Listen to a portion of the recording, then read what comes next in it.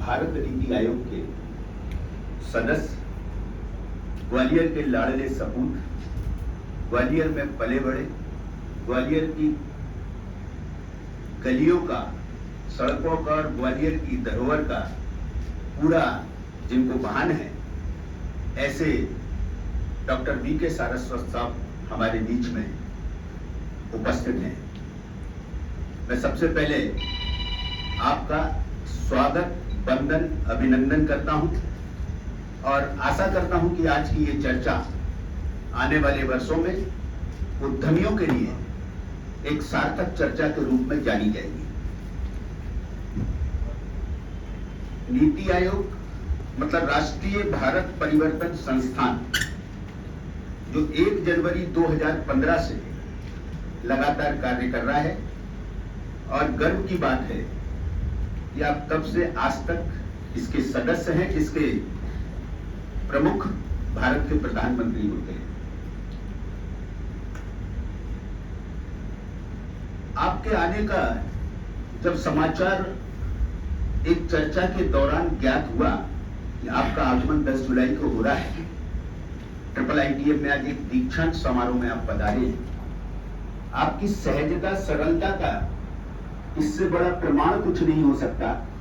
कि हमने एक मेल किया और मेल के माध्यम से ये अनुरोध किया कि आपकी यात्रा ग्वालियर के लिए हो रही है, आपका प्रवास ग्वालियर में है, तो हम चाहते हैं कि चैंबर ऑफ कॉमर्स में भी आप थोड़ा समय निकाल कर आए। हमारे उस मेल को आपने महत्व देते हुए हमारे छोटे से आग्रह को स्वीकार कर आज आप समय निकाल के चैंबर ऑफ कॉमर्स में पधारे हैं। मुझे लगता है कि इससे बड़ा सहजता और सरलता का प्रमाण कुछ नहीं हो सकता। मैं इसके लिए आपको बहुत बहुत साधुवाद देता हूं। यूं तो इस चैंबर ऑफ कॉमर्स में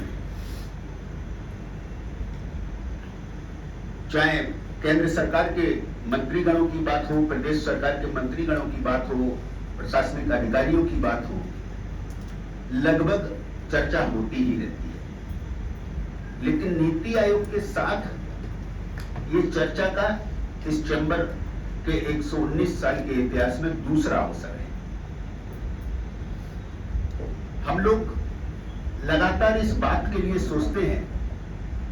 कि सरकारों तक हम अपनी बात पहुंचाने का प्रयास करते हैं, अपनी समस्याओं को पहुंचाने का प्रयास करते हैं, लेकिन उसका उतना निराकरण नहीं हो पाता, उसका उतना हल नहीं हो पाता। तो जब ये देखा कि नीति आयोग जो भारत को नीतियां बनाकर सरकार की कार्यप्रणाली में उस नीतियों का परिलक्षित हो देता है, तो उसके अंदर हमने जब अध्ययन किया तो हमें ऐसा लगा कि उद्यमियों के लिए उसके अंदर एक बिंदु अवश्य होना चाहिए, जिससे जब आप नीति बनाएं तो उद्यमियों पे भी वो फोकस रहे। ये विचार हमारे मन में आया। हमने कुछ बिंदु तैयार किए हैं। हालांकि हमारे वो बिंदु आपको सुझाव के रूप में प्रेषित हैं। हो सकता है कि वो आगे आने वाले समय में आपके जब प्लानिंग करने के लिए आप बैठेंगे तो निश्चित रूप से उसके ऊपर फोकस करेंगे, ऐसा हमें विश्वास है। सभी सरकारों का एक फोकस होता है कि देश से आर्थिक असमानता हटनी चाहिए, देश से गरीबी हटना चाहिए, आर्थिक असमानता हटना चाहिए और गरीबी हटना चाहिए। निश्चित रूप से सरकारों का प्रमुखता है और हम भी उसके अंदर सहयोगी बनना चाहते हैं। देश से आर्थिक असमानता हटे, गरीबी हटे, उसके लिए उद्यमियों को प्रोत्साहित करे बिना, उद्यमियों को आकर्षित करे बिना ये संभव हो पाएगा, ऐसा मुझे नहीं लगता है। क्योंकि जब तक उद्यम के अवसर नहीं बढ़ेंगे, जब तक उद्यमियों के यहाँ लोगों के रोजगार के पद सृजित नहीं होंगे,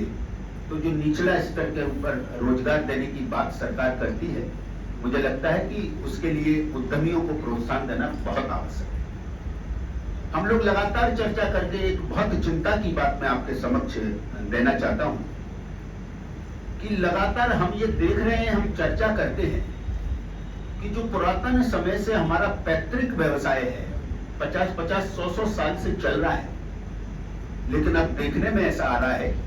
कि आने वाली पीढ़ी उस व्यवसाय को नहीं अपनाना चाहती है या व्यवसाय से दूर होना चाहती है। वो एक पढ़ लिखने के बाद एक जॉब की तलाश में रहते हैं, जॉब करना पसंद करते हैं, वो सरकारी नौकरी करना पसंद करते हैं, लेकिन अपने चलते हुए उद्योग को और आगे बढ़ाएं, चलते हुए व्यापार को और आगे ले जाएं, इसका अभाव दिखने लगा है। हम लोगों के सर्वे के मुताबिक लगभग 50% से ज्यादा जो पैतृक व्यवसाय है उनको संभालने वाले आने वाली पीढ़ी नहीं है। इससे ये प्रतीत होता है कि अगले 10, 15, 20 सालों के बाद जिनके घर में पैतृक व्यवसाय होता है, जो व्यवसाय उद्यमियों के नाम से जाने जाते हैं, वो उनका व्यवसाय का काल खंड समाप्त होने जा रहा है। ये एक बड़ी चिंता की बात है। हमने इसका कारण भी जानने की कोशिश की कि आखिर ऐसा क्यों हो रहा है, लोग पैतृक व्यवसाय क्यों नहीं अपना रहे हैं, छोटी सी नौकरी करने के लिए परेशान रहते हैं और कहीं जॉब मिल जाता है तो माता पिता को छोड़कर शहर के बाहर चले जाते हैं, वो अपना व्यवसाय क्यों नहीं अपना रहे। तो हमने पाया कि इसके अंदर जो करों की जटिलता है, ऐसा माया जाल है कि मैं अगर एक कर को भरता हूं तो मुझे नहीं मालूम कि वो कर मेरे ऊपर कैसे इंपोज हुआ और कितना होना चाहिए था। उसका एक एक्सपर्ट मेरे साथ होता है, वो बोलता है कि यहाँ हस्ताक्षर कर दीजिए और आपकी तरफ से ये कर जमा किया जा रहा है, मैं उस कर को जमा कर देता हूँ। मुझे ये नहीं पता होता कि ये कर की गणना कैसे हुई, मुझे ये नहीं पता होता कि ये गणना सही हुई है या गलत हुई है, और उसका दंड अगर किसी को मिलता है तो वो व्यापारी को मिलता है। तो कर की जो जटिलता है वो बहुत बड़ा आवाज है। दूसरा, अभी पिछले कुछ वर्षों से समाचार पत्रों के माध्यम से, मीडिया की सुर्खियों के माध्यम से आपने भी देखा होगा कि जो पैतृक व्यवसाय करते थे, जिन्होंने एक एम्पायर भी खड़ा किया, और अगर उनका समय थोड़ा सा विपरीत आया तो समय विपरीत आने के बाद आने वाली पीढ़ी ने उनकी चिंता छोड़कर अपने भविष्य की पीढ़ी, अपनी बच्चों और पत्नी की चिंता को रखते हुए उनको वृद्धाश्रम भेज दिया। और वृद्धाश्रम में ग्वालियर शहर के ही कई लोग जो कभी बड़े व्यवसायी हुआ करते थे, आज वृद्धाश्रम में अपना जीवन जीने के लिए मजबूर हैं। उसका कारण है क्योंकि भविष्य के लिए उन्होंने जितनी अपनी संपदा थी, जितनी अपनी जमीन थी, जितने व्यापार थे, वो सब बच्चों के नाम कर रखे। अब भविष्य के लिए उनके पास कुछ नहीं है, तो सरकार को इस ओर भी ध्यान देना होगा। अब इस ओर सरकार कैसे ध्यान दे सकती है, इसके लिए भी कुछ पॉइंट्स हमने सुझाए हैं जो आपकी नीति में शायद समावेश हो सकते हो। ऐसा प्रयास किया गया है। हमारा मानना है कि हम सरकार के भरोसे, सरकार आखिर पैसा किस किस को बांटेगी और कब तक बांटेगी, सरकार पैसा लाएगी कहां से। तो हम कोई भी योजना ऐसी नहीं सुझाना चाहते, नहीं बताना चाहते जो हम सरकार के लिए आर्थिक बोझ बने। हम ये चाहते हैं कि हमने जो व्यापार किया है, हमारा जो व्यापारिक जीवन रहा है, लगभग 30 से 40 साल हमने व्यापार किया और सरकार को कर चुकाया, तो उस चुकाए गए कर के आधार का कोई प्रतिशत सरकार जिस दिन मैं व्यापारी बनूं उस दिन से तय कर ले, और तय करने के बाद एक उम्र के बाद जब मैं व्यापार से मुक्त हूं तो मुझे पेंशन के रूप में अगर मिलने लगेगा तो मैं व्यापार के प्रति आकर्षित होने लगूंगा। दूसरा सुझाव, हमने देखा कि हमारे व्यापारिक जीवन में हमारी सुरक्षा की या किसी भी चीज की कोई गारंटी नहीं है। हम ये भी नहीं चाहते कि सरकार हमारी गारंटी पे पैसा खर्च करे, हम नहीं चाहते। हम लेकिन ये चाहते हैं कि जब हम जिस दिन व्यापारिक जीवन में प्रवेश करें और पहला रजिस्ट्रेशन व्यापारी के रूप में सरकार के किसी भी विभाग में कराएं,